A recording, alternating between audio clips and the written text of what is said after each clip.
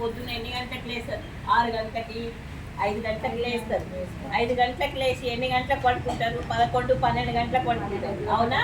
అంటే ఆ బీడీలు కట్టాలా, అవి ఇయ్యాలా? ఒక్కొక్కరు సేరు బీడీలు, అర్ధ సేరు బీడీలు చేస్తారు. ఇంట్లో పిల్లలని, భర్తని పంపించి మళ్ళీ సాయంత్రం వంటలు చేసి వాళ్ళకి స్కూల్కి డబ్బాలు కట్టి ఇన్ని చేసినాక మళ్ళీ ఈ పని పొద్దున్న నుంచి రాత్రి దాకా చేస్తే ఎన్నుపూస ఉంటుందా?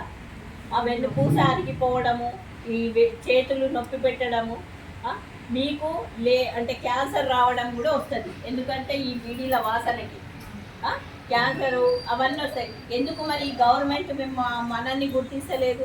ఖచ్చితంగా గుర్తించి మరి ఖచ్చితంగా మనకి పెన్షన్ ఇవ్వాలి కదా. ఇవ్వకుండా ఇన్ని రోజులు ఈ పెన్షన్ కోసము అధికారుల చుట్టూ తిరగడమే జరుగుతుంది. మనం జిరాక్స్లకు సరిపోతలేము, సరిపోతలేము.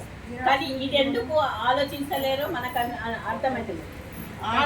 ఆన్లైన్లో దరఖాస్తు పెట్టుకోమంటున్నారు. ఆన్లైన్లో దరఖాస్తు పెట్టుకోనికి ఆన్లైన్ దగ్గర ఎంత క్యూ ఉన్నది.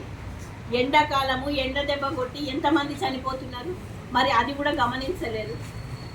అందుకే అమ్మ గద్దె ఎక్కిందాక ఒక మాట ఉంటుంది, గద్దె ఎక్కినాక ఒక మాట ఉంటుంది. అందుకే ఈ సర్కారు ఈ కాంగ్రెస్ ప్రభుత్వాన్ని దించేయాలి. ఈ కాంగ్రెస్ ప్రభుత్వం ఉన్నన్ని రోజులు మనకి చుక్కలే చూపిస్తారు. ఎక్కడ కూడా ఏది ఇచ్చిన దాఖితాలు కనిపిస్తలేవు. కాబట్టి దీని అంతు ఖచ్చితంగానే మనం త్వరలోనే వృద్ధులు, వితంతులు, ఒంటరి మహిళలు, బీడీ కార్మికులు, గీతా కార్మికులు, వికలాంగులు కలిస్తేనే వాళ్ళ అంతు చూడగలుగుతాం. అంతే. ఒక ఇంటికి 4-5 అయితే ఉంటాం కదా. మరి మన ఓటు బ్యాంక్ ఎంత ఉంటుందో మనకు తెలుసు కదా.